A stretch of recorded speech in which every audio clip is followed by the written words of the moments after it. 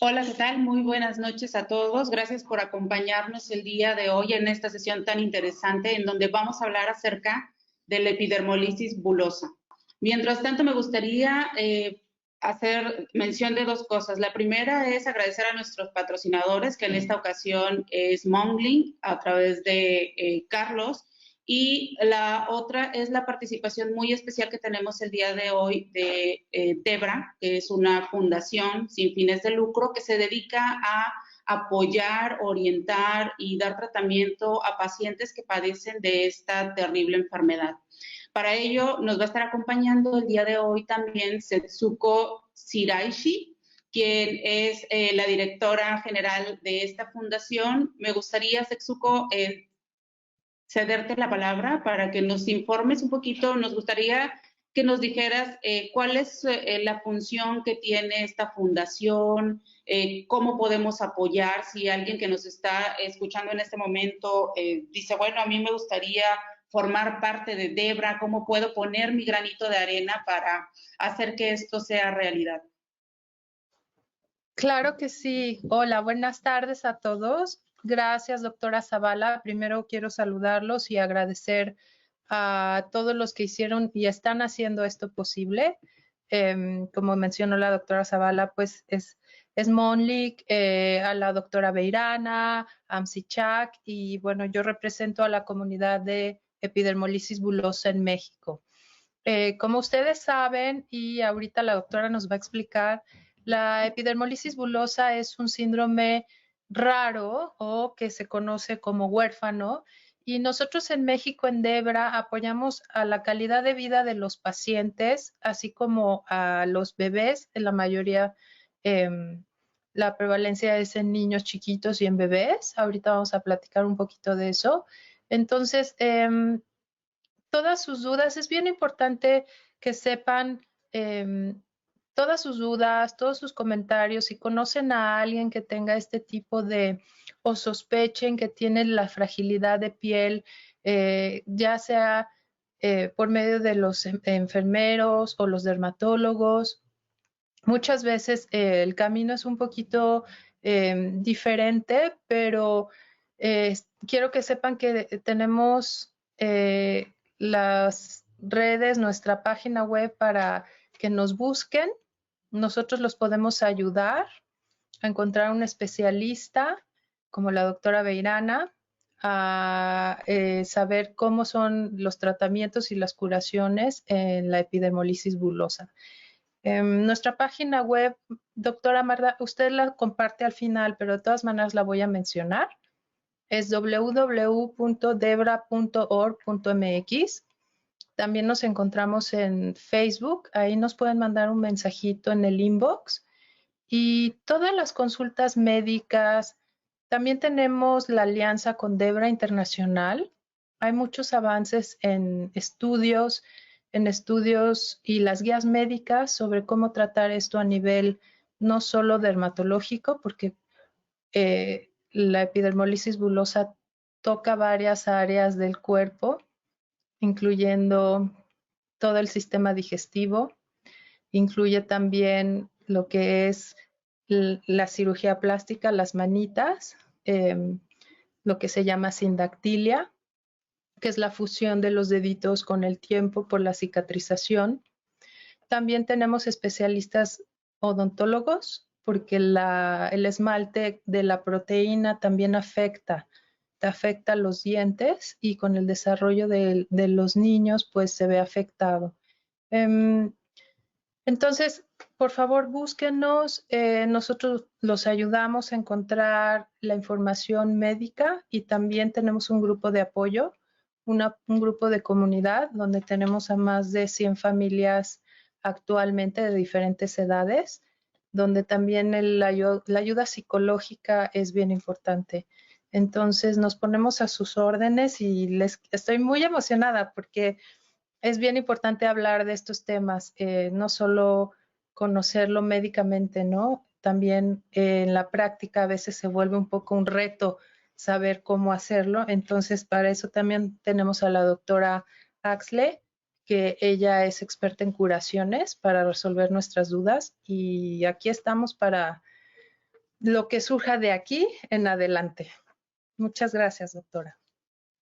Claro que sí, muchísimas gracias. Y justo tenemos esta sesión porque en este mes se celebra el Día Mundial de las Enfermedades Raras, ¿no? Y esta patología está dentro de estas enfermedades raras y dentro de su página tienen ustedes en este momento una convocatoria abierta, así que si alguno de los que están en este momento conectado tiene algún paciente que tenga esta enfermedad o este padecimiento, sería interesante que les comentaras un poquito acerca de esta convocatoria, de este concurso, que ya veo que es el primer concurso de dibujo de Debra México. Entonces, si nos puedes comentar un poquito de este concurso que se ve que está muy interesante, me parece que es muy motivador porque el hacer que los niños, ya veo que lo dividen también por categorías, que los niños puedan plasmar sus sentimientos en un dibujo, es algo muy bonito. Entonces, me gustaría si nos puedes comentar un poquito sobre este primer concurso. Claro que sí. Gracias, doctora. El 28 de febrero, toda esta semana, si ustedes echan un clavado a el hashtag enfermedades raras, en inglés Rare Disease Day, se van a dar cuenta de que en el mundo existen más de 7,000 enfermedades raras, ¿no? Entonces, en México también estamos haciendo levantando nuestra voz y es bien importante levantar la voz de nuestros niños y la mejor manera de hacerlo es por medio del dibujo. Viene nuestra parte, nosotros les damos asesoría psicológica y es bien importante para nosotros que los niños tengan la confianza. De por sí es un tema, la salud, te vuelves vulnerable, ¿no? Entonces es nuestra manera de fortalecer su confianza. Al contrario, hemos recibido dibujos increíbles. Este es un concurso de diferentes categorías de edad. Es un autorretrato donde les pedimos a todos que se dibujen con su vida con un padecimiento como es la epidermolisis bullosa. Y el trasfondo no solo nada más es motivarlos a ganar un concurso, sino aceptarse a ellos mismos, a comunicarle a todos los que están allá afuera cómo se ve un niño con un padecimiento y cómo se refleja y cómo puede llegar a proyectarse de una manera más positiva. Entonces, los invitamos a todos aquellos que quieran participar y si quieren y quieren ayudar, pueden poner like al que les guste. No tienen que tener a alguien cerca que tenga EB. Simplemente con participar es gran apoyo para todos. Claro que sí, muchísimas gracias. Carlos Domínguez, estás por aquí también, ¿verdad? También me gustaría que nos dieras tu punto de vista acerca de todo lo que estás haciendo con Debra, con la fundación, para tratar de dar un empuje a todos estos, a toda la información que muchas veces hay mucho desconocimiento acerca de esta patología y es importante saber que hay algunas empresas que les toman su papel de servir también a la sociedad, ¿no? Y dan un poco de empuje a este tipo de sociedades. Sí, doctora Zavala, ¿cómo estás? Buenas noches a toda la gente que está en la plática. Ya en breve comenzamos. Pues sí, básicamente empezamos a trabajar con Setsuko de la mano para apoyar a esos pacientes. Tenemos programas especiales tanto para sus pacientes o miembros de la organización de Debra y también tenemos programas para las enfermeras y médicos que quieran pues estén al pendiente de nuestros productos. Bueno, la idea de esta alianza es poder llegar a más gente. Muchos de estos pacientitos que tenemos, niños o también adultos, están en comunidades de muy bajos recursos y tratamos de poder ayudarlos con alcance, con buenos productos y con precios accesibles para ellos, ¿no? Creo que también es importante, le comentaste, Zuko, el tema de poder pues donar, ¿no? Por parte de todos a esta asociación para poder pues que la gente le llegue más el tratamiento.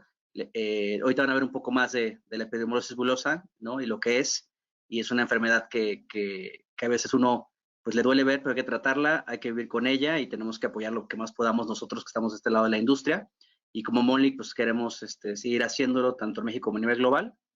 Eso sería como la parte que estamos haciendo, pero lo importante es que la gente tenga y que identifique cuando tenga un paciente así, que lo puedan llevar con el médico correcto, con el tratamiento correcto.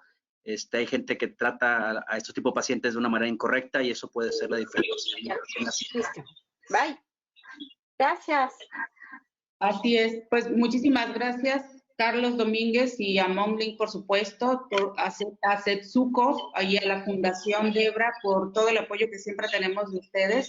Gracias a los que se están conectando, tenemos ya algunos saludos de Brianda Nalí, Janet Valdés, María Angélica de Anda, Noema Cruz, Paula Emperatriz, Gloria, a Felipe Gerardo, Silvino, muchas personas que siempre nos están acompañando en estas sesiones.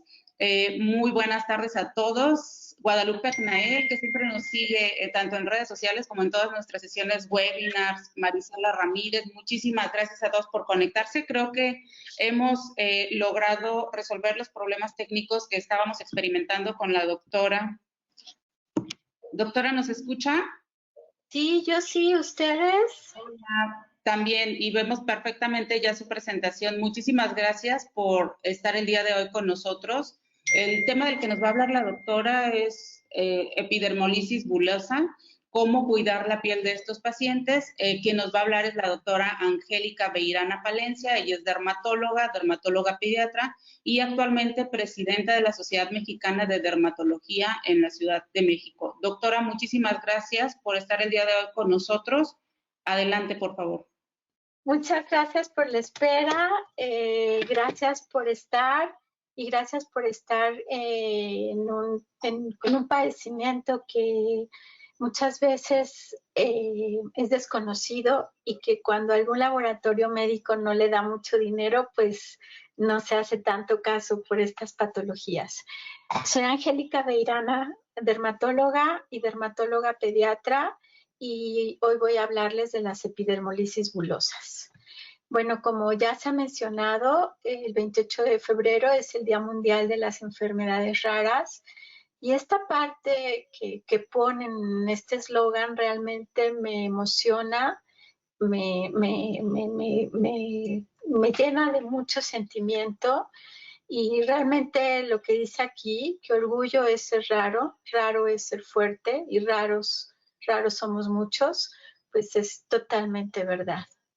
Hemos tenido oportunidad en otros eventos el año pasado, en un foro virtual también organizado por Debra, de hablar para los pacientes con epidermolisis bulosa. En esta ocasión agradezco específicamente a Setsuko Shiraishi, que es la presidenta actual, encargada de Debra México, que no es tarea fácil. Y bueno, en otros grupos un poco más pequeños como son mis salas, con el trabajo de Sonia, agradecer mucho todo este trabajo que solamente conociéndolo se agradece de verdad todo el esfuerzo. Esta fue una campaña que se hizo el año pasado para el 25 de octubre, el Día Internacional de la Epidermolisis Bulosa, y la verdad es súper bonito. Voy a empezar a hablar de las epidermolisis bulosas. Tomemos aire, relajémonos porque es un tema súper interesante y del que hay mucho que aprender. Es un grupo de enfermedades hereditarias. Hay un grupo de epidermolisis bulosas adquiridas, de las que no vamos a hablar y que no tiene absolutamente nada que ver con las epidermolisis bulosas hereditarias. Estas, por lo tanto, son genéticas, están presentes al nacimiento y se caracterizan por la formación de ampollas en piel, mucosas de forma espontánea o al mínimo traumatismo. Y estas imágenes que estamos viendo aquí son típicas de epidermolisis bulosa. Como ya se ha mencionado en la introducción, es una enfermedad genética que hasta ahora es incurable, el que se conocen más o menos 500,000 de enfermos en todo el mundo, más o menos 30,000 casos en Estados Unidos, y en México no tenemos cifras exactas, están registrados en Debra México unos 350 casos documentados, pero realmente, como muchas enfermedades raras, las estadísticas a veces quedan por abajo de lo que realmente es. La epidermolisis bulosa está descrita como la más dolorosa de todas las enfermedades y se clasifica en 3 grandes grupos, dependiendo del nivel en el que se forma la ampolla.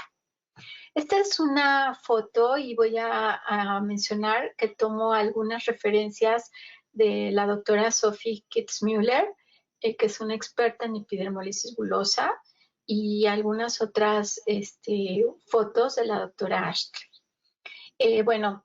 Se menciona que es una enfermedad rara. De 1 en 17,000 nacidos vivos está afectado con esta enfermedad, que es una enfermedad genética que afecta por igual a ambos sexos y a cualquier raza. No es contagiosa y por ahora no hay un tratamiento, pero sí hay muchas medidas que nos permiten mejorar la calidad de vida del paciente. La enfermedad viene del término epidermo, que viene de piel, lisis, que es ruptura, y bulosa, que quiere decir ampolla. Este es un esquema de la piel. Acá arriba, supongamos que tenemos el queratinocito, que es la célula que está hasta arriba de la piel. No sé si es posible, o si me quieren ver. Luego hablo mucho con las manos y a veces es útil. No sé si puedo además poner la pantalla. No sé si ahí me pueden ver y es mejor o no. Sí, doctora, la vemos a usted y vemos su presentación. Perfecto, pero no tapo, ¿verdad? La presentación. No. Ok, perfecto. Es que luego uso mucho las manos y también para conocernos. Ok, la piel tiene diferentes capas. La de hasta arriba es la epidermis. Está unida a la capa profunda que es la dermis por unas estructuras que es la unión dermoepidérmica. Entonces, hasta acá arriba, en el queratinocito, hay unas estructuras que se llaman tonofilamentos, que son como que se enclava hacia arriba esta parte de abajo de la piel, que es la unión dermoepidérmica. Esta rayita transparente se llama laminolúcida, y acá abajo está la dermis, y con el número 12 están marcadas unas estructuras que se llaman fibrillas de anclaje, que realmente encajan hacia abajo, hacen una unión de la piel. Esta es una estructura normal de la piel. En un paciente con epidermolisis bulosa, esta es una microscopía electrónica en donde es el esquema que yo les mostré. Esta es la unión de la epidermis con la dermis. Esta es la epidermis y esta es la dermis. Y justo aquí, en estas estructuras negritas, es donde hay un defecto para la producción de las epidermolisis bulosas simples. Y más aquí abajo, las fibrillas de anclaje que están defectuosas por un defecto genético de la colágena tipo 7. Otro esquema que nos ayuda a identificar mejor el defecto. Estos cuadritos son los queratinocitos que forman la epidermis. Esta es la unión de la epidermis con la dermis, y acá abajo se forman las epidermolisis bulosas distróficas, que son un poco más graves. Mientras más profundo es el problema, más graves pueden ser. Esta es una microscopía de luz, se llama. O sea, tomamos una biopsia y el patólogo lo puede ver sin siquiera tinciones especiales, y podemos ver que las epidermolisis son los 3 grandes grupos. Hay un cuarto que ahorita voy a mencionar, pero con los que nos tenemos que quedar son estos 3. El más superficial, donde se hace la ruptura de las células, se llama epidermolisis bulosa simple, donde se dividen entre la unión de la epidermis, que es esta, con la dermis, que es esta, se separa a ese nivel. Entonces le llamamos epidermolisis bulosas de unión, que son muy graves y muy raras. Y si el defecto, la ampolla, la separación, la ruptura está ya en la dermis, se hacen las epidermolisis bulosas distróficas. Este es un esquema que me gustó mucho de la doctora Kitzmüller, que tomé, porque podemos ver en esas estructuras que yo les decía como que se encajaban, ella pone de forma muy fácil como si fueran unos ganchitos que vienen desde la epidermis y que se atoran, se encajan desde la dermis con unas proteínas funcionales, pero que en la epidermolisis bulosa hay un defecto de proteínas, de mutaciones aquí abajo, en este caso especial de un tipo de colágena tipo 7, en donde estos ganchitos están mal hechos y entonces a cualquier movimiento de la piel se va a abrir, se va a separar. Y es aquí en donde vamos a ver las heridas y las ampollas. Este es otro esquema que nos permite ver fácilmente los 3 grupos de epidermolisis bulosas. Las simples, en donde se separa a nivel del epidermis, o sea, son las más superficiales y las más leves o benignas. Las de unión, que separan entre la unión de la epidermis con la dermis. Y finalmente las distróficas, que hay una separación de las células abajo, más profundamente en la dermis. Y bueno, estos son los defectos de queratinas, de lamininas y de colágeno tipo 7 que conocemos en cada una de las epidermolisis bulosas. Hay un cuarto tipo muy raro, el tipo Kindler, que bueno, tiene la afectación tanto del epidermis con la dermis, son un poco severas, pero quedémonos con estos 3 grupos de epidermolisis simples, de unión y distróficas, y debemos de conocer que hay muchas formas de herencia, de manifestaciones clínicas, varios grados de severidad. Cada forma tiene sus características y retos y el tratamiento debe de ser individualizado porque cada paciente es diferente. Esto, bueno, es un ejemplo de los defectos que conocemos a nivel de las proteínas y las diferentes mutaciones. Tal vez el especialista, el dermatólogo pediatra debemos de conocer ya los defectos específicos, pero que hacemos otra vez los 3 grandes grupos y ahora uniendo a el cuarto grupo que es el síndrome de Kindler. ¿Cómo hacemos el diagnóstico? Bueno, pues podemos hacer un análisis de mutaciones, que es muy difícil. En México podemos tomar algunas muestras, se tienen que mandar a otros países, a veces cuesta caro, a veces muchas semanas o meses. Algunos otros países y otras escuelas nos ayudan a hacer este análisis de mutaciones, pero básicamente se hacen para estudios científicos. En la vida real, yo como dermatóloga, si me llega un paciente a mi consultorio, difícilmente voy a tener este acceso al análisis de mutaciones. También podemos hacer mapeos de antígenos con algunos estudios que les llamamos inmunofluorescencia. Por ejemplo, aquí en las epidermolisis bulosas distróficas, que les mencionaba ya yo que hay un defecto en el cromosoma 3, que nos hace que hay un defecto de la colágena tipo 7, bueno, pues aquí no lo encuentro y puedo hacer un mapeo de estos antígenos.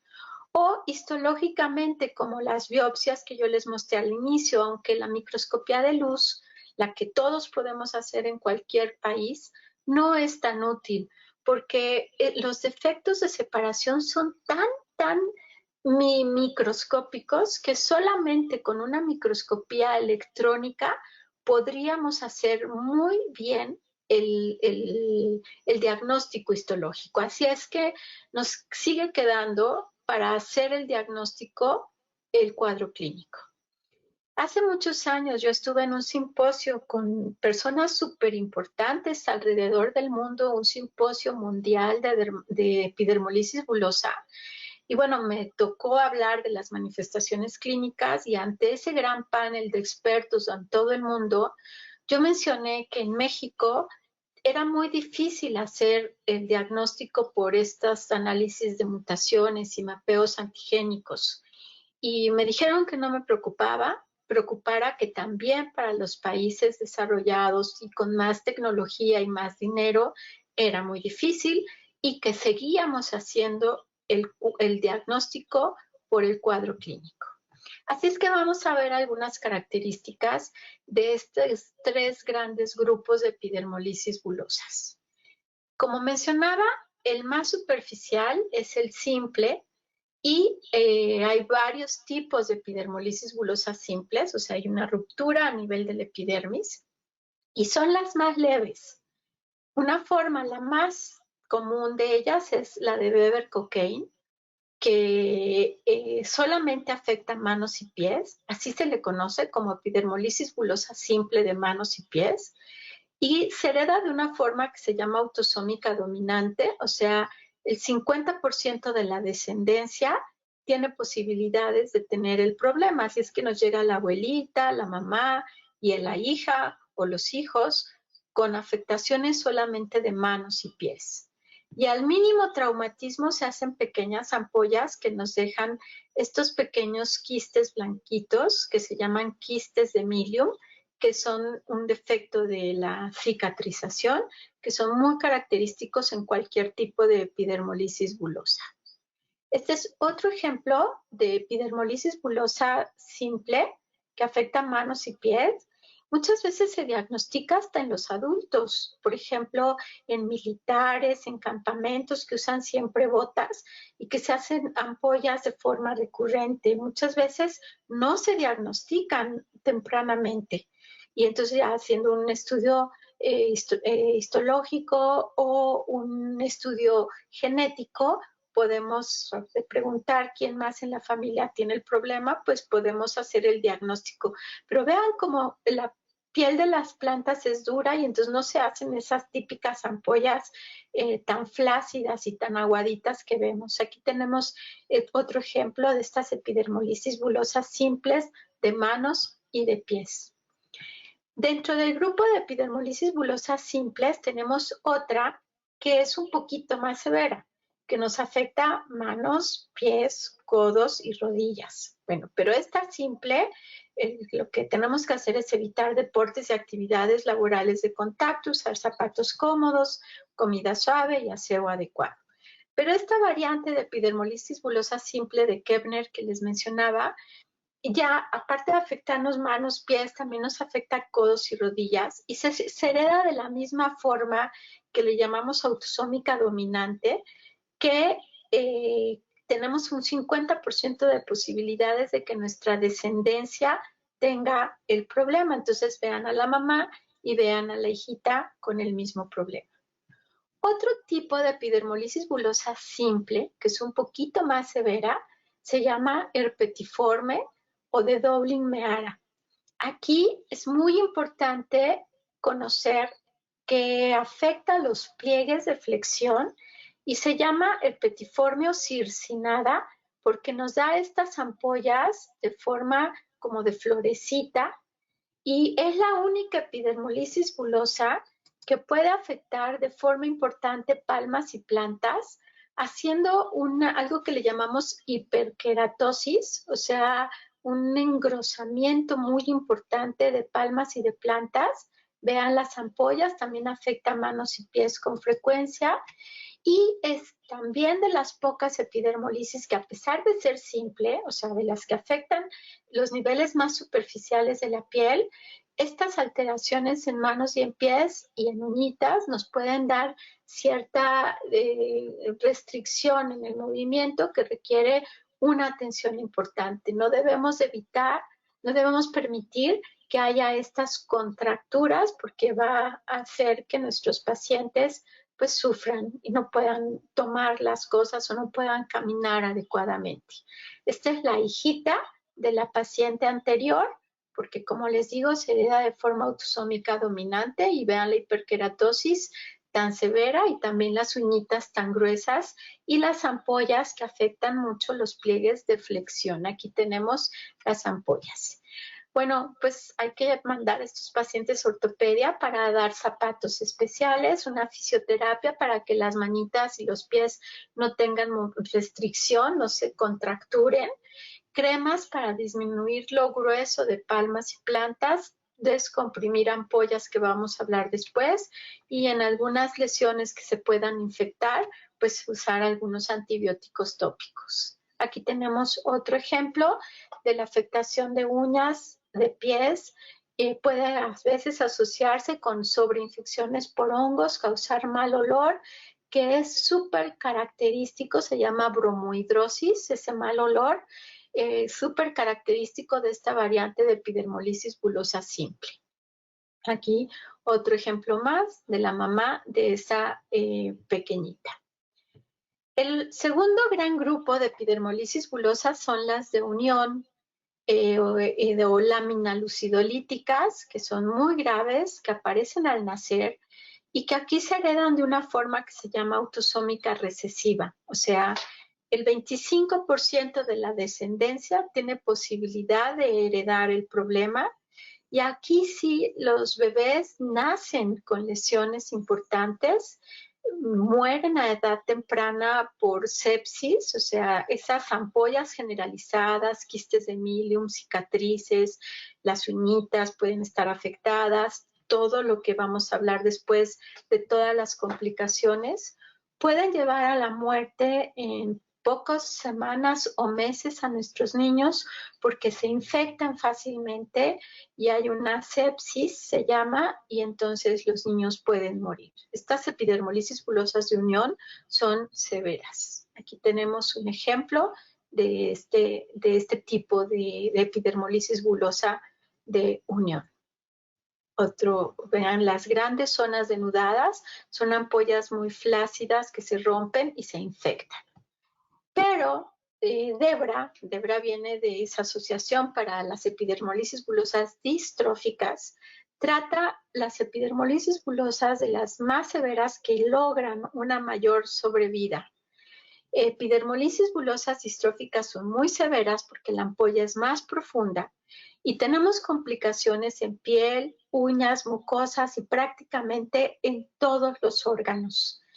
Vean esta sindactilia, que es la unión de los deditos, que desgraciadamente nos llegan los pacientes muy tardíamente y son tratamientos muy difíciles, a veces algunas cirugías de mano que son caras, que son difíciles y difíciles también pues, en el seguimiento de hacer. Típicamente los pacientes con epidermolisis bulosas distróficas de larga evolución que no han sido tratados pues tempranamente pueden tener estas contracturas. Esta nena, bueno, ya no es una nena, es una adulta joven que ya no puede estirar adecuadamente la pierna, que ya no puede abrir adecuadamente la boca, que hay una disminución de la apertura. Es típica esta labio liso. Vean las lesiones típicas también en la lengua. El tono de la voz también es muy característico en nuestros pacientes y algo que acompaña con mucha frecuencia a las epidermolisis bulosas distróficas son las caries. Hay niños con epidermolisis bulosas distróficas que no son tan severas. La forma de herencia es dominante. Todo en medicina que se hereda de forma dominante no es tan grave como lo que se hereda de forma recesiva. A veces tenemos que dar el cuidado de estas ampollas que vamos a mencionar después y se rompen y nos pueden dejar a veces nada más manchas residuales y no ser tan severas como en estos pacientes. Vean las grandes ampollas y las manchas residuales que van dejando nuestros pacientes. Pero hay pacientes con epidermolisis bulosas distróficas que requieren el manejo de estas ampollas rotas con grandes zonas denudadas que se pueden infectar con mucha frecuencia, que se hacen costras de este tipo. Esta es la piel cabelluda de una persona mayor que a la larga tuvo una complicación que es muy grave, que son un tipo de cáncer de piel que se llaman epidermoides, que muchas veces son la causa de la muerte de nuestros pacientes. Estas son las características clínicas. El dermatólogo debe de estar entrenado a hacer el diagnóstico, aunque a veces es difícil. A veces al dermatólogo general se le va y hay que hacer la interconsulta con un dermatólogo pediatra. El tratamiento es difícil porque hay que manejar el dolor, la comezón o prurito, cuidar la piel en general, dar una nutrición adecuada, cuidar los pies, las manos, las uñas, los dientes, tratamientos quirúrgicos, por ejemplo, de las sindactilias o de esa hiperkeratosis tan severa, o a veces de tratamientos quirúrgicos de cuando el esófago se hace angosto, cuidar los ojos y las mucosas en general. El manejo de heridas es súper importante, evitar y si las infecciones, y si estas existen, tratarlas bien. El apoyo emocional y genético es vital para evitar que se siga, que los pacientes con epidermolisis bulosa sigan teniendo hijos con esta enfermedad. Dar en un adulto la ayuda a su vida sexual, tratar el cáncer. Los niños a veces tienen que ir a escuelas adecuadas, que estén informadas, y también saber qué deportes tenemos que recomendar. O sea, el tratamiento es complejo. Entonces, como les decía, el diagnóstico es de esta forma, pero las manifestaciones clínicas que he mencionado nos ayudarán a clasificar al paciente y a hacer el tratamiento que les he platicado. Todos los pacientes tienen ampollas, de ahí el término epidermolisis bulosa. Bula es ampolla, por eso se llama epidermolisis bulosa o epidermolisis ampollosa. Pueden ser a veces muy grandes, muy tensas, que estas tenemos que pincharlas, destensarlas, porque si no se sigue haciendo, se sigue extendiendo la ampolla. Pueden dejar costras que también requieren de tratamiento, porque si no nos pueden dejar cicatrices importantes. Bueno, ¿cómo cuidarse? Primero, hacer un diagnóstico adecuado, conocer la enfermedad, para eso estamos hoy aquí. No desesperarse tanto los médicos como los pacientes, acudir con un dermatólogo, acudir a la asociación de su preferencia que requiera, que den un apoyo de la información de lo que es la enfermedad, o de los médicos o los servicios a los que deben de acudir, a fundaciones de ayuda. Y bueno, los médicos se orientarán acerca de la posible evolución de la enfermedad y decidirán qué hacer juntos. Todos los pacientes con epidermolisis bulosa requieren un cuidado muy cercano, porque todos tienen ampollas, y las epidermolisis bulosas distróficas tienen esta gran complicación de perder uñas por completo, o esta fusión de los dedos que se llama sindactilia. Entonces, lo que tenemos que hacer es prevenir esa formación de ampollas, que nos va a formar cicatrices y todas las complicaciones que he mencionado. ¿Cómo prevenir la formación de ampollas? Pues tener un ambiente fresco, evitar calor excesivo, proteger la piel frágil, manipulación mínima y cuidadosa. La lubricación de la piel es fundamental. Una piel con una buena emoliencia se rompe menos fácil, y eso es para cualquier enfermedad. Se rompe menos fácil que una piel seca. Una costra humectada en un ambiente húmedo se cura más rápido que una costra seca. Así es que la lubricación es vital. Los colchones pueden ser de agua o de aire, recubiertos con espuma. Se pueden usar mantas de lana suave sobre el colchón, o la famosa piel de borrego para asientos en el coche, sillas u otras superficies duras en donde estará el paciente. Y cuando los niños son pequeños, no cargarlos por debajo de los brazos, levantarlos de las nalguitas para no jalarlos y no lastimarlos. Transportar a los bebés sobre materiales blandos, no irritantes. Usar ropa con tela suave, no irritante, no apretada, fácil de quitar y de poner, porque a veces nos llegan con cuellitos muy chiquititos, y al jalarlos para arriba rompemos toda la piel. Entonces, ropa fácil, holgada. Podemos utilizar manoplas o calcetines para evitar el roce de las manos, pies, y evitar que se arañen la carita. Y en bebés con epidermolisis bulosa grave, pues evitar los pañales, porque el roce constante o lo apretado del pañal puede causar ampollas en esta zona. Evitar el roce, las infecciones, pues si nosotros tenemos un baño diario, un aseo adecuado de estas ampollas y de la piel en general, evitaremos infecciones, y si estas ya ocurren, pues usar antibióticos tópicos solo cuando sean necesarios y por periodos cortos para no crear resistencia. Usar fomentos secantes y antisépticos, puede ser el sulfato de cobre. Pastas secantes, la pasta del azar a veces es un poco dura, se puede como diluir con cold cream o con algún aceite para que no quede tan pegajoso, pero nos ayuda el hipogloss, pasta del azar, algunas de estas pomadas secantes. Muchas veces las mandamos a hacer a la farmacia para que queden más aguaditas, les llamamos pastas al agua, y queda una especie como de capita blanquecina, pero no tan adherente como una pasta tan gruesa. Y bueno, se puede utilizar incluso miel en algunas heridas, que tiene un efecto antimicrobiano y antiinflamatorio. También facilita la caída de costras, puede reducir el dolor. Y realmente debemos adecuarnos a cada paciente y a cada situación económica de cada paciente con epidermolisis bulosa.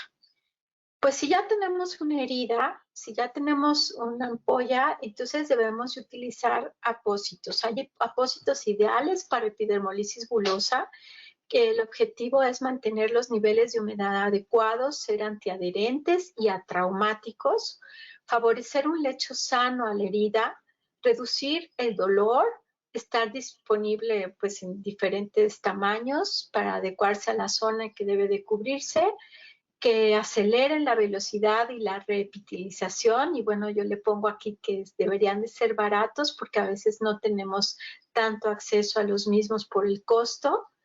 Y la elección del apósito dependerá del tipo de epidermolisis bulosa, de la necesidad relativa de protección mecánica, de la cantidad de exudado y de la presencia de la infección.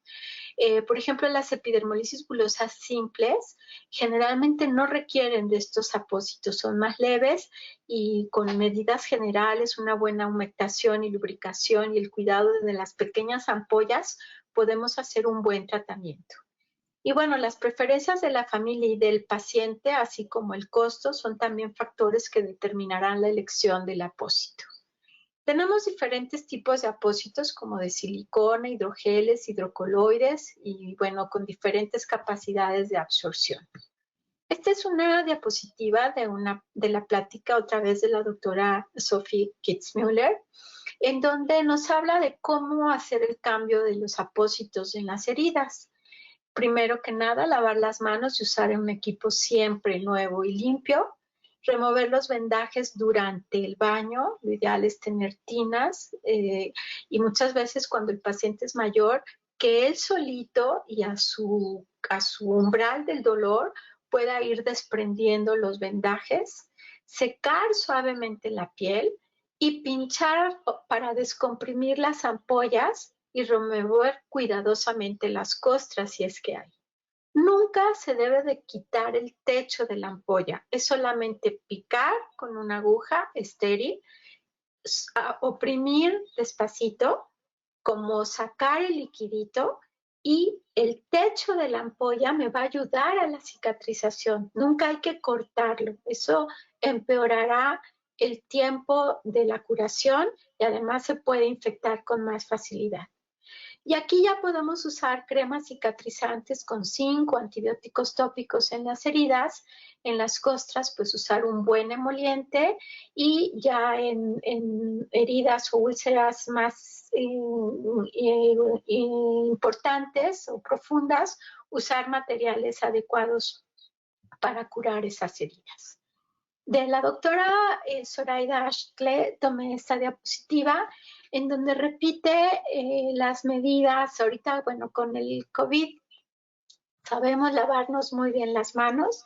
El cuidador de un paciente con epidermolisis bulosa debe saber lavar muy bien las manos antes de empezar la curación.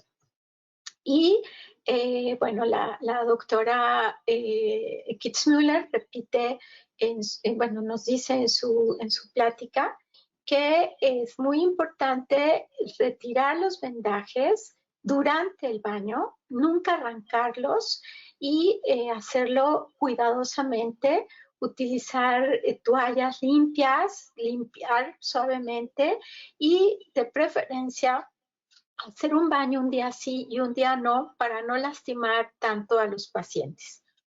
Si no es una epidermolisis bulosa severa, sí se recomienda el baño diario para evitar las infecciones.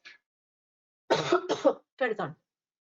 La doctora Ashley menciona en su plática bueno, que la curación de las ampollas deben funcionarse siempre con esta como aguja o con la puntita de un bisturí muy fino, solamente para drenarlas, por favor, nunca pincharlas profundamente. Si nosotros solamente rompemos por un hoyito, sale fácilmente líquido, no nos tenemos que pasar porque si no causamos un dolor o una herida más grave. Entonces utilizamos para picar una agujita hipodérmica estéril o una puntitita del bisturí y después con una gasa suavemente aplastamos esa ampolla y sale el liquidito amarillo de la misma. Se debe de pinchar esa ampolla con aguja de bisturí y presionar suavemente y dejar, como les informaba, les decía anteriormente, el techo de la ampolla. Este nunca se va a cortar porque entonces vamos a empeorar el problema. Debemos usar apósitos limpios. Si no tenemos los apósitos adecuados, seguimos utilizando gasas vaselinadas. Yo les decía ayer de esta plática que antes utilizábamos hasta organdí, tela de organdí que esterilizábamos, envaselinábamos esos pedazos de organdí, los esterilizábamos y se los dábamos a los pacientes en frascos estériles y quedaban delgadas láminas vaselinadas que se pueden aplicar sobre las heridas, que ya podemos poner encima algún antibiótico y después se tienen que cubrir, se tiene que detener ese parche. Otra vez en las recomendaciones de la doctora Zoraida, bueno, el lavado de las lesiones y retiro de apósitos de preferencia cada 48 horas, un día sí, un día no, para no lastimar al paciente. Cuando hay pacientes que están muy lastimados y que además no tenemos los apósitos adecuados, pues a veces no los vendamos. Muchas veces hasta se recomienda no ser tan agresivos en los vendajes que les van a ocasionar a veces mucho dolor. Hay muchos pacientes que nunca en su vida han tenido todos esos apósitos en su vida y no nos va mal si tenemos un manejo adecuado de las ampollas, de las heridas con antibióticos locales y un buen manejo. Entonces, siempre, como les mencionaba, escoger un buen material, el paciente decidirá cuál quiere y si no hay un material de vendaje adecuado, pues usar alternativas, como les platicaba. Tenemos varios antibióticos tópicos en México. Está la sulfadiazina de plata, está el ácido fusídico y la mupirocina, que son los dos antibióticos tópicos que más usamos los dermatólogos. Hay estudios en epidermolisis bulosa donde la mupirocina es uno de los antibióticos tópicos que menos resistencia hay. Y en el sector salud está también el Bioformo, que se los regalan y que nos puede servir también. Cuando el paciente llega a una gastrostomía, o sea, esa perforación del intestino para poder alimentar al paciente que ha tenido una estenosis esofágica, pues también es súper importante cuidar la piel que circunda la gastrostomía. Hay materiales especiales para esto y la verdad nos ayudan mucho a la cicatrización. Entonces, seleccionar el apósito adecuado es importante. Siempre, como les mencionaba, tienen que ser atraumáticos, o sea, que no lastimen, sin adhesivo o de suave silicona, que manejen bien el exudado. Se debe de escoger cada apósito, dependiendo si está seco o si hay mucho exudado, que permita una flexibilidad en la zona en la que se aplica, como en las articulaciones, las manos, los codos, las rodillas, que tenga un efecto antimicrobiano si hay alguna infección, y la selección de los apósitos dependerá de la herida del paciente y de la posibilidad económica. Lo ideal es que no nos lleguen los pacientes ya con este proceso de unión de los deditos, con la pérdida total de las uñitas, pero yo tengo muchos pacientes. Yo trabajé 23 años en el Centro Dermatológico Pascua. La casuística que teníamos de epidermolisis bulosa era la más grande en el país en aquel tiempo, y muchos de los pacientes, aunque estén cuidados, pueden tener la pérdida de las uñitas y esta pseudosindactilia. Entonces, bueno, ¿cómo tenemos que utilizarlos? Ya más tarde, si hay algunas dudas, se hablará de esto con la doctora Ashley, pero siempre hay que poner un apósito primario y luego un secundario como para detenerlo. Y bueno, hay muchos tipos, hay muchos apósitos diferentes que sean atraumáticos, que absorban este exudado. Y como les digo, siempre es un apósito primario y luego tiene que ser detenido con un apósito secundario. Hay algunos que no, pero en general sí. Esto es muy interesante. Los que se dedican al manejo de las heridas, los enfermeros y bueno, muchas veces los papás, tienen que ir aprendiendo cómo se pueden hacer ciertos cortes en los apósitos para ponerlos en los pies, en los tobillos o en las manos. Estas son algunas recomendaciones de la doctora Kitzmüller y estas son algunas recomendaciones por Monlinke y la doctora Ashley, con algunos cortes importantes. Me parece muy interesante y útil que los papás o los cuidadores conozcan este tipo de cortes para que me gusta mucho el de las manos y el de los piecitos, porque así podemos ir separando o evitar esa pseudosindactilia que muchas veces es irreparable, o las cirugías para separar los deditos son muy difíciles. Aquí hay un ejemplo de cómo aplicar estos apósitos en la curación de las manos, que cada vez son más fáciles. A mí no me gustan tanto los vendajes estos que se ponían dedito por dedito, que la verdad dejan a los niños como robots, que no pueden hacer ninguna otra cosa y que puedan tener otra repercusión a nivel emocional que a veces no es tan adecuado. Entonces, este tipo de apósitos mejora el movimiento de las manitas. Y bueno, como les decía, hay que poner los parches y después de tenerlos, ya hay varias formas. Por ejemplo, estas vendajes elásticos en tubo, que hay de diferentes medidas, para manitas, para manos más grandes, para codos, para muslos, etcétera. Y bueno, es importante saber que hay de diferentes medidas, que se debe como de aflojar un poco y aplicar cuidadosamente el Tubifast para detener el apósito primario. También puede haber vendajes, que también es importante hablar de que se ponen de forma diferente, en forma espiral o en 8, dependiendo de la localización en donde lo queremos aplicar. Y nunca tiene que ser apretado. Es súper importante porque a veces podemos cortar la circulación. Sí es importante enseñarle al papá, a los papás, a los cuidadores, cómo aplicar estos vendajes. Les digo, a veces es mejor hasta no aplicarlos si un niño no tiene cómo bañarse adecuadamente, cómo desprender estos vendajes, porque a veces es una tortura realmente cuando se pega el exudado. Entonces, si no tenemos un buen apósito, a mí me llegan los pacientes con papel de baño, con algodones pegados, con cualquier tipo de material que la verdad los sufren muchísimo al tratar de quitárselos. Una cosa súper importante, y como mencionaba al principio, la epidermolisis bulosa es considerada una de las enfermedades más dolorosas que hay. Entonces, nuestro deber, nuestra función es disminuir el dolor.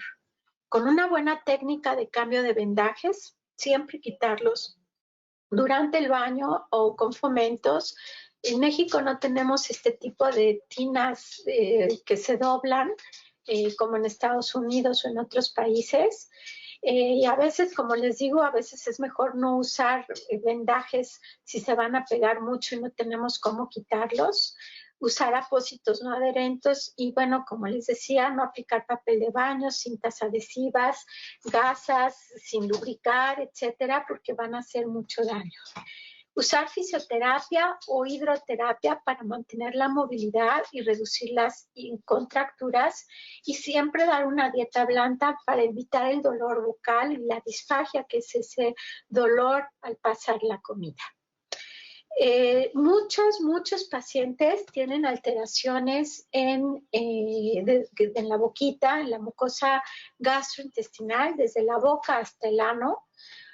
Tenemos que usar laxantes y dietas con fibra para evitar estreñimiento, fisuras anales o úlceras alrededor del ano. Muchas veces los niños no quieren ir a hacer popó porque les duele mucho. Entonces, el laxante es súper importante y una dieta con fibra que les ayude a evacuar con más facilidad.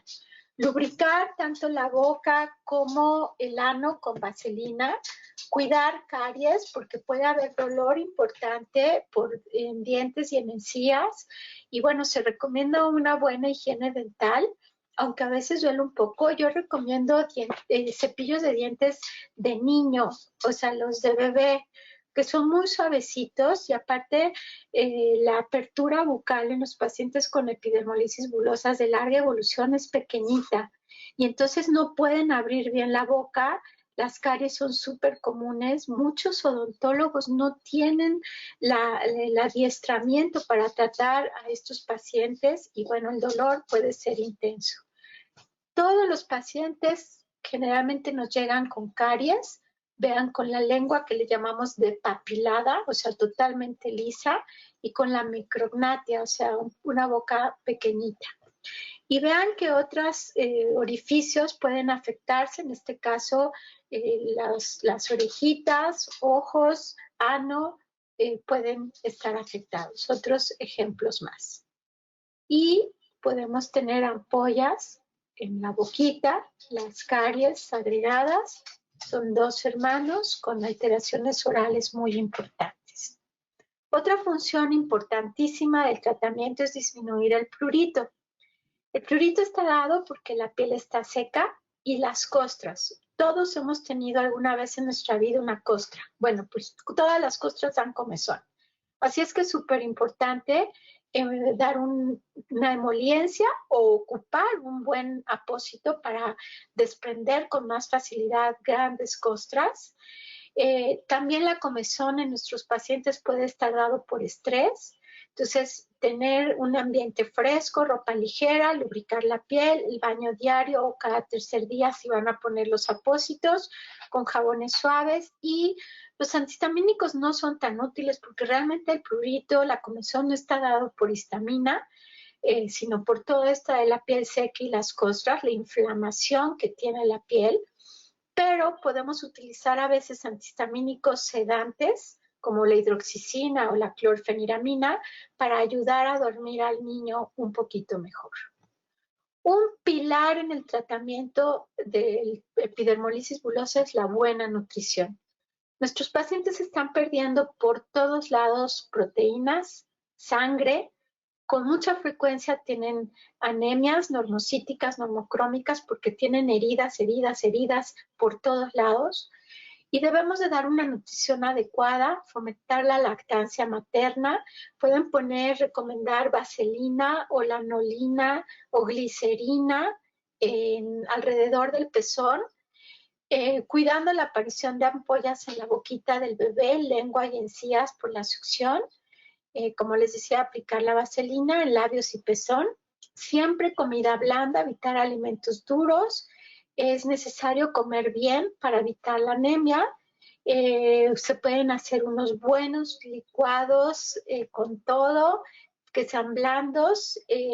Los nutrientes, la epidermolisis bulosa, hay un aumento en las necesidades de nutrientes. Se deben de agregar multivitamínicos Y bueno, desgraciadamente en los pacientes con epidermolisis bulosa que tienen anemia, el hierro les da más estreñimiento, así es que muchas veces no podemos continuar con el mismo. Entonces, compensar los nutrientes que se pierden por heridas y las lesiones, suplementar nutrientes necesarios para mejorar la cicatrización, para mejorar el sistema inmunológico, para promover la función intestinal y prevenir el estreñimiento y, por supuesto, mejorar la calidad de vida. Aumentar el consumo de fibra es vital, con frutas frescas, verduras, frutos secos, líquidos. La hidratación es muy importante, siempre líquidos, jugos que tengan muchas frutas, verduras, aceite de olivo como aderezo de las ensaladas, sopas, una dieta rica en aguacate, coco rallado, ciruelas, papaya, kiwi. Podemos hacer unos de estos batidos licuados súper energéticos. Aún en adultos, la comida de bebé nos puede servir, generalmente tienen vitaminas. Y la fisioterapia es súper importante. El desarrollo de las habilidades motoras es un proceso progresivo y la avidez de un niño pequeño de agarrar, probar cosas nuevas es súper importante.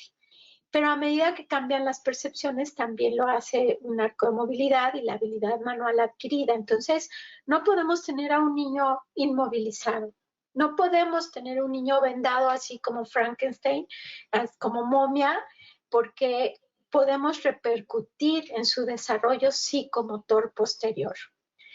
La recomendación para los papás, aunque cueste mucho trabajo, es no sobreprotegerlos, no darle a esos papás y cuidadores la orientación, dar también una psicoterapia para ayudar a aprender, ayuden a sus niños. O si el paciente es el adulto el que lo tiene, pues superar su propia ansiedad y preocupación. Una experiencia positiva con la movilidad refuerza la autoestima y la seguridad de los pacientes para intentar cosas nuevas y mejorar sus relaciones sociales independientemente de su edad. Los zapatos son súper importantes, tienen que ser correctamente ajustados, pero con materiales suaves, igual que los juguetes y las herramientas que utilice. Por ejemplo, triciclos tienen que tener asas gruesas, protegidas. Darle al paciente los juguetes que pueda utilizar. El apoyo y mantenimiento de la movilidad de los dedos de las manos podría ser mayor si se le enseña a tocar un instrumento como un teclado o a trabajar con una computadora. ¿Cómo tiene que ser nuestro cuidado en los bebés? Pues los papás deben aprender lo antes posible a cuidar ellos mismos de sus bebés, aprendiendo a proporcionarle proximidad física sin causarle daño. Una buena vigilancia y valoración del bebé por parte de los papás y los cuidadores y la comunicación entre papás y médicos que estemos a cargo de su manejo. En niños un poco más grandes, que se empiezan a mover más, pues los papás van a enfrentar un nuevo reto. Empiezan a sentarse, a intentar gatear, es normal. En esta fase se pueden producir más accidentes menores o a veces mayores, importantes, pero es un niño. Entonces, cuando este niño tiene algún accidente, siempre va acompañado de ampollas, a veces dolor, y a veces los papás se inquietan muchísimo, pero tenemos que enseñarlos a enfrentar, a curar adecuadamente estas heridas. Y bueno, sabemos que es difícil tanto para los pacientes como para los papás porque a nadie nos gusta verlos sufrir. Pero también es muy importante que el niño descubra por sí mismo su capacidad física y sus límites. Es preciso encontrar un equilibrio entre la protección de los padres y los deseos de los niños que van a permitir a los papás proteger a los niños, pero permitirles que exploren cosas nuevas, dejar cierto margen de libertad. Los escolares, niños ya de 5, 6, 8 años, pues resulta de gran utilidad enseñarle al niño en palabras sencillas lo vulnerable, lo frágil que es su piel de mariposa. En la escuela el niño deberá enfrentarse a preguntas frecuentes. Podemos dar pláticas en las escuelas para que los amigos y los maestros conozcan de la enfermedad, y cuanto más seguro esté el niño acerca de lo que conoce, más fácil resultará afrontar las situaciones inesperadas. Como una de las partes implicadas, es necesario que los papás proporcionen información sobre la epidermolisis bulosa a los maestros, al personal del colegio, y las necesidades extraordinarias que el niño necesitará durante la clase y de sus profesores. Cuanto mejor estén informados los demás niños o los maestros, será una mayor integración con un niño con epidermolisis bulosa. Entenderán que tendrá que hacer más esfuerzos y que, bueno, todos tendrán que ayudarle y hacer sus mejores amistades y los ejercicios que le correspondan. En el adolescente, pues los problemas empeoran, ¿no? Es necesario que los papás les ayuden a conseguir su independencia y su autonomía y que se responsabilicen de ellos mismos y de sus actos. Y esto no es solo referido al cuidado de las heridas, algo que ya aprendieron desde chiquitos, sino adquiere gran importancia para el desarrollo de futuras amistades y de su pareja y de otras situaciones personales, sexuales, amorosas y de su seguridad. En conclusión, tenemos que evitar los cambios bruscos de temperatura en cualquier tipo de epidermolisis bulosa, mantener la piel y mucosas hidratadas con cremas indicadas por los médicos, evitar el reposo prolongado, realizar cambios de posición cada 2 horas, usar colchones especiales para el reposo, para sentarse, como les decía, almohadillas blandas, esta cosa de la borrega, evitar asientos con mucha presión, traumatismos leves, evitarlos a lo que se pueda. El tipo de ropa debe ser amplia, holgada, evitar costuras. Muchas veces los pacientes se ponen la ropa al revés para que no les lleguen las costuras. Una vez una mamá me enseñó que cosía el calcetín, un calcetín grande, flojo, al pantaloncito, y entonces ya no le apretaba tanto el roce o el resorte del pañal. El calzado, como les había dicho, es ligero, amplio, que permita transpiración, pero que sostenga bien al piecito, no un zapato grande donde el pie juegue y se friccione. Y se recomienda uso de plantillas y calcetines de algodón no elásticos y sin costura. El cepillado de dientes extra suave después de todas las comidas, enjuagues antisépticos para no irritar tanto con el cepillo, sin alcohol o solamente con agua, por lo menos 3 veces al día, movimientos circulares, rotatorios, sin lastimar las encías. Siempre muchos líquidos, la hidratación es fundamental, los alimentos blandos a temperatura ambiente o tibios, nunca calientes, y evitar alimentos ácidos, picantes, duros, quebradizos, como galletas, nueces, papas fritas, paletas. Entonces, sé que esto es difícil en un niño, pero es necesario. La dieta debe de ser rica en fibra. Las heridas, como habíamos mencionado, sobre las heridas infectadas, algunas cremas con óxido de zinc y antibióticos blanditas, diluidas, que se tienen que cubrir con gasas vaselinadas o no adherentes, que se pueden utilizar los apósitos que he mencionado, no utilizar telas adhesivas o micropor para sujetar gasas, solo los vendajes elásticos que no ajusten demasiado para proteger las gasas, como les mencionaba el Tubifast, y si tienen que retirar el apósito hay que humedecerlo. Aquí hay un ejemplo de una niña en una tina y si la niña o el niño lo permite, él solito puede ir quitando a lo que él vaya o ella vaya aguantando de dolor. El propio paciente puede ir retirando esos apósitos abajo del agua. Secar poquito la piel, nunca frotarlo. Y para salir del baño, no colocar las muñecas o los antebrazos de la persona que cuida debajo de las axilas, o sea, no jalar al bebé de la tina para evitar estiramientos o roce, y cogerlo de los bracitos en forma firme, segura, o de las nalguitas y evitar la presión. Por supuesto, nada de colonias, perfumes, cremas con colores y perfumes, nada de eso. Y es súper importante el aporte nutricional que ya hemos mencionado para evitar infecciones y favorecer el crecimiento.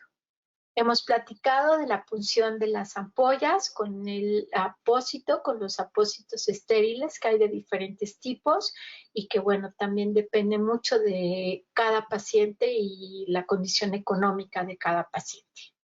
Algo que realmente causa muchísimo problema es que esas ampollas se ocurren en cualquier mucosa y entonces se cicatrizan y hace una estenosis esofágica. El paciente no puede a veces ni pasar saliva. Pueden a veces ser leves o múltiples, ser pequeñitas o muy largas. Aparecen a temprana edad por traumatismo constante, por eso es súper importante una comida muy blanda. Y bueno, hay diferentes tratamientos, pero el final puede ser la gastrostomía, que el niño no coma por la boca y que se le dé alimentación por la gastrostomía. Entonces, es súper importante esto que les he platicado, porque la mala alimentación y la pérdida de sangre por muchísimos sitios puede provocar anemias importantes y bueno, a veces no se tolera el hierro por vía oral porque provoca gastritis y constipación y a veces en casos muy severos hay que usarlo vía intravenosa, intramuscular, que pudiera ser a veces hasta casos de transfusiones. Todos los sistemas están alterados y complicados en epidermolisis bulosas graves como las distróficas. El tracto gastrointestinal, lo que les he platicado, la hiperalimentación, los laxantes, etcétera. Hay complicaciones también a nivel respiratorio que nos da una típica voz del paciente con epidermolisis bulosa. Las alteraciones oculares también, las urinarias, o sea, cualquier mucosa puede estar afectada. Pero me detengo en una complicación que los dermatólogos vemos en epidermolisis bulosas a largo plazo. Yo he tenido oportunidad de seguir pacientes por muchísimos años, 20, 30 años. No sé si en esta plática hay algún paciente.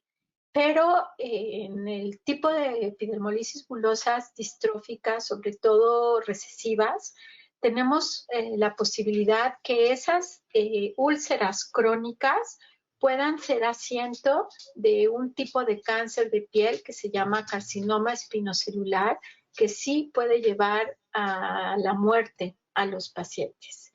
Esta es una paciente con úlceras de larga evolución, que empieza con una lesión en piel cabelluda, que tomamos la biopsia y es un carcinoma espinocelular. Así es que el manejo de estas lesiones, si vemos úlceras de muy larga evolución, hay que tomar biopsias de estas. Este es el antes y el después del cáncer del tratamiento que tuvo en piel cabelluda. Esta misma paciente que desgraciadamente falleció, ella realmente es un ejemplo de vida para mí, Gaby. Bueno, tuvo lesiones toda su vida, tuvo espinos celulares, úlceras prácticamente toda la espalda. Si ustedes pueden ver aquí son los muñones de sus manos. Ella tuvo espinos celulares en las manitas y tuvimos que amputar. Una paciente con mínimos recursos económicos. Esta es una de las fotos hace 15 años, 16 años, y cómo esos espinos celulares pueden ser agresivos, que nos pueden llevar, bueno, nos llevan a la amputación de ella. De todas formas era autosuficiente, vivía sola, se alimentaba fatal, entonces realmente es muy complicado. El tratamiento tiene que ser entonces sintomático, como les decía, fomentos, pastas secantes, fomentos con antisépticos, lubricantes, antibióticos tópicos, las gasas y bueno, los parches que pueden ser de diferentes tipos. antibióticos sistémicos repetidos, a veces en casos muy severos, analgésicos, bueno, si tenemos gastritis, multivitamínicos, dietas blandas, todo lo que he mencionado.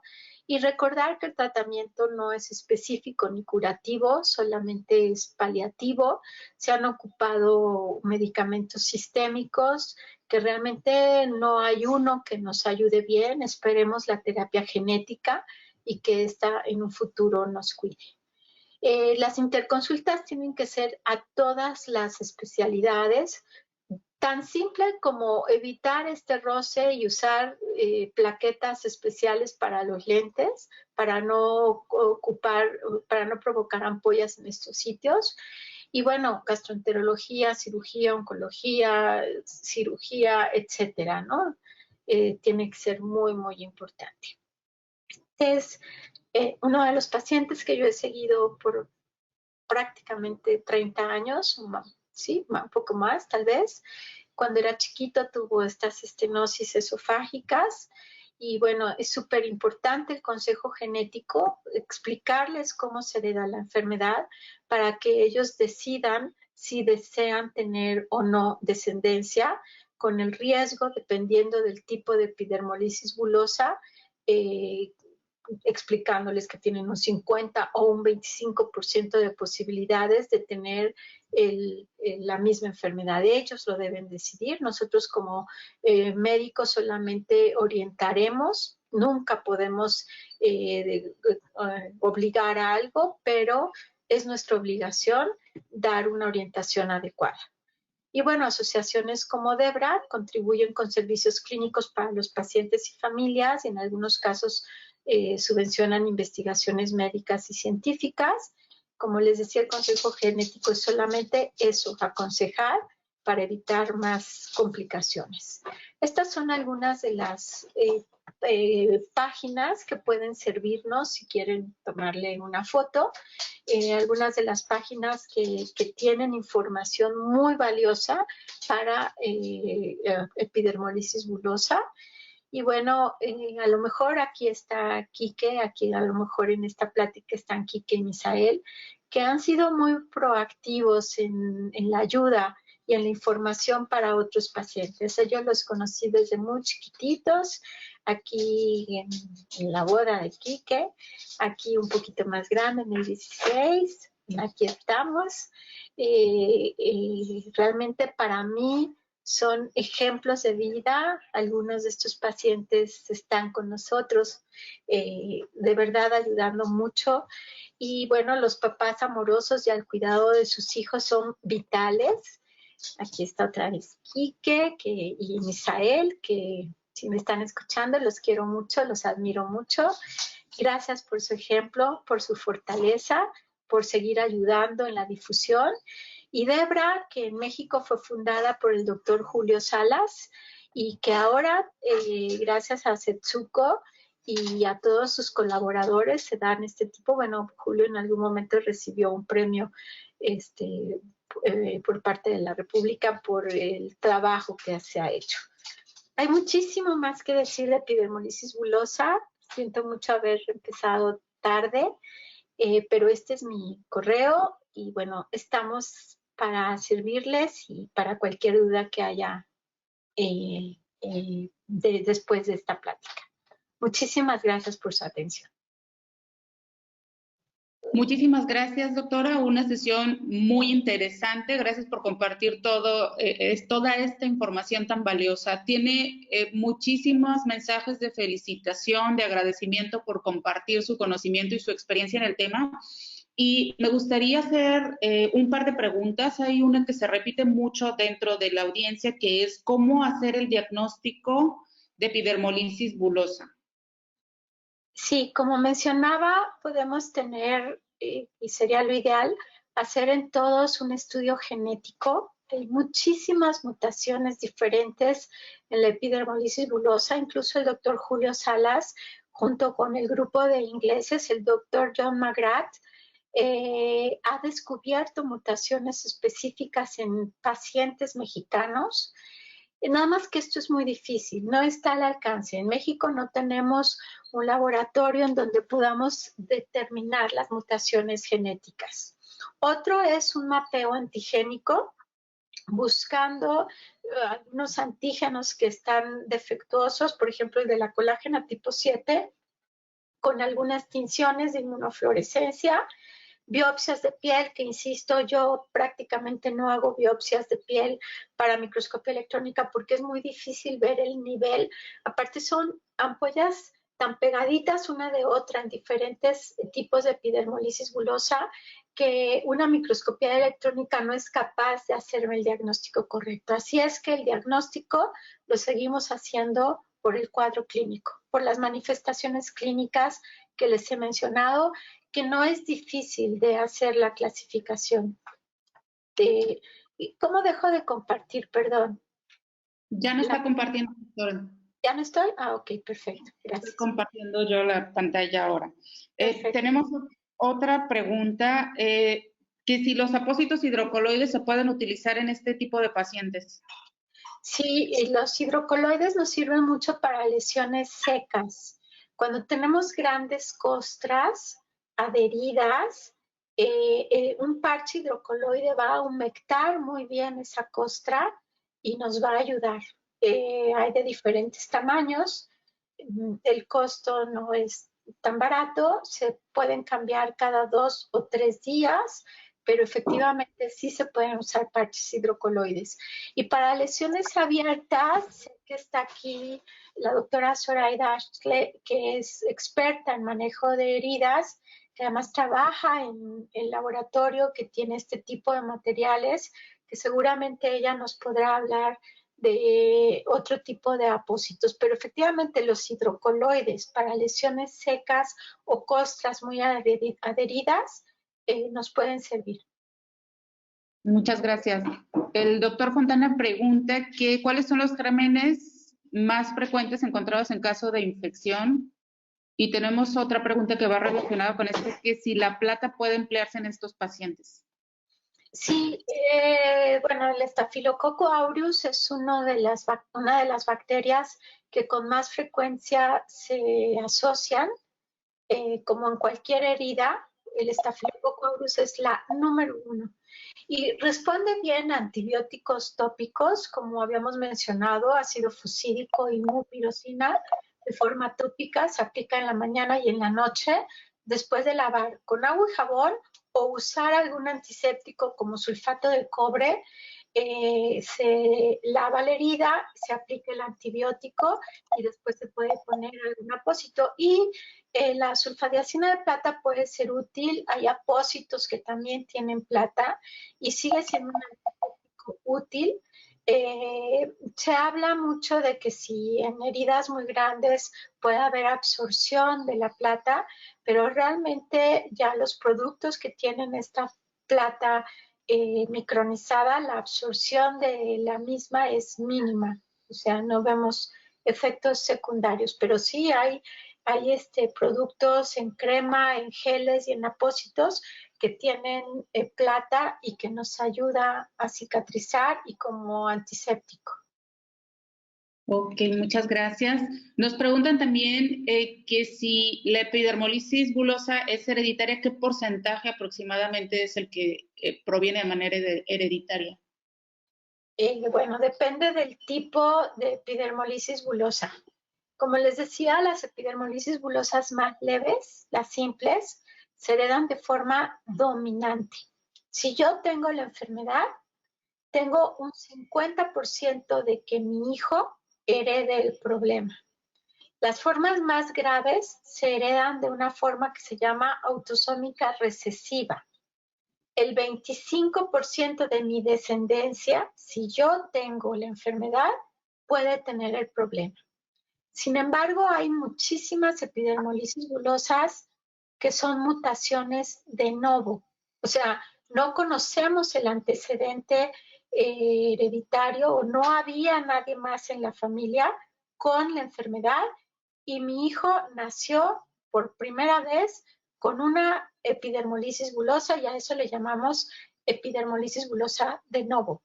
Pero hay epidermolisis bulosas en donde los papás pueden ser solamente portadores, no tienen enfermedad, y cuando pues es una gran mala pata, muchas veces hay consanguinidad, o sea, que son de la misma familia y tengo un gen que no expresé en mi piel y mi pareja tiene otro gen que tampoco expresó, y que cuando nuestros genes se combinan, puede nuestro hijo de muy mala pata tener esa combinación recesiva y darnos una epidermolisis bulosa.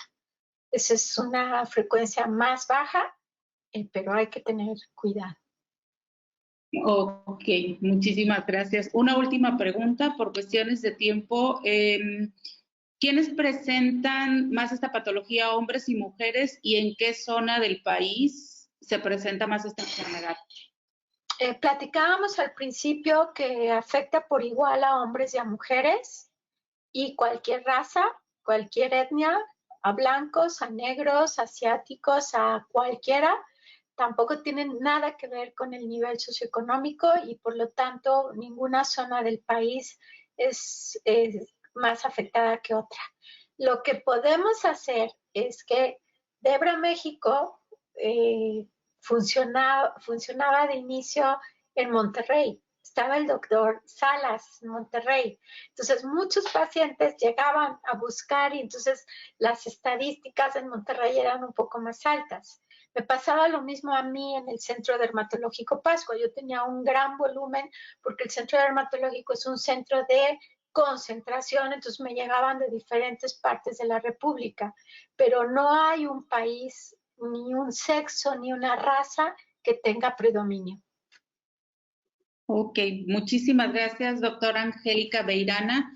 No dejan de llegar las felicitaciones, los agradecimientos por compartir su experiencia y el tiempo con nosotros para compartir esta información. Muchísimas gracias a nombre de AMSICHAC por haber estado el día de hoy con nosotros. Le comento que tuvimos más de 450 personas conectadas que estuvieron desde nuestros problemas técnicos hasta el momento, que tenemos de toda la República Mexicana y hay personas conectadas de Colombia, Panamá, Ecuador, y tenemos una persona a las 3 de la mañana conectada desde Madrid que nos está acompañando, Xochitl Guadalupe Valdera. Muchísimas gracias a todos por acompañarnos. Doctora. Gracias a ustedes y espero que esta información haya sido útil. Repito mi correo, angelicabeirana@hotmail.com. Sé que es mucha información, que son muchos datos, pero cualquier duda quedó para servirles. Muchísimas gracias, doctora. Y también quiero aprovechar para agradecer a Setsuko Shirashi a través de Fundación Debra y, por supuesto, a Carlos Domínguez, a la doctora Axla de Mongling por apoyar en hacer la difusión de este tipo de patologías y que nosotros como profesionales de la salud estemos al tanto de que existe, cómo se debe de manejar y en caso de que no esté en nuestras manos, a quién lo podemos referir. Como bien decía Setsuko hace un momento, si tenemos un paciente que presenta esta patología y no lo podemos tratar o está muy complicado, ustedes, o bueno, Setsuko a través de la fundación tiene una red de profesionales enfocados al tratamiento de estos pacientes que bien se los podemos referir o nos pueden orientar acerca del tratamiento que debemos de darle a estos pacientes. Muchísimas gracias por conectarse a todos y por último, doctora, muchísimas gracias. Fue un placer haberla tenido con nosotros. No, al contrario, muchísimas gracias por la paciencia y pues estoy a sus órdenes. Muchísimas gracias. Carlos, ¿algún comentario que nos quieras hacer? Final. No, muchas gracias a la doctora y a ti y a Debra. Y gracias por estar al pendiente y estamos en contacto. Muchas gracias, Setsuko. ¿Algún comentario final? No, pues quiero agradecer a todos y felicitar a la doctora porque de verdad fue una excelente conferencia de su parte. Muchísimas gracias, doctora. Y gracias a todos los que se conectaron. Gracias a ti, gracias por la invitación y gracias por permitirme estar cerca de un grupo tan importante porque como médicos no solamente aprendemos medicina, aprendemos de la vida gracias a pacientes tan valerosos como son, tan fuertes, tan valientes, bueno, de verdad son un ejemplo de vida y yo he aprendido muchísimo de ellos. Sí, gracias, doctora. Muchas gracias. Muchísimas gracias a todos los que se conectaron también y nos acompañaron esta noche. Y por último, me gustaría invitarlos para que mañana nos acompañen a diálogo con el experto. Estará con nosotros el doctor Gerardo Estrada Guerrero. Él es especialista en angiología y cirugía vascular. Y vamos a hablar de por qué la úlcera venosa no cicatriza. Entonces, va a estar muy interesante. Y el sábado, no se pierdan nuestra sesión de desayuno con el experto, en donde la doctora Elena Conde Montero, quien también es dermatóloga, ella radica en Madrid, nos va a hablar acerca de las úlceras atípicas, cómo diagnosticarlas y cuál es el tratamiento que debemos de dar a este tipo de patología. Muchísimas gracias a todos, fue un placer haber convivido en este webinar con todos ustedes. Que pasen buenas noches. Gracias, buenas noches.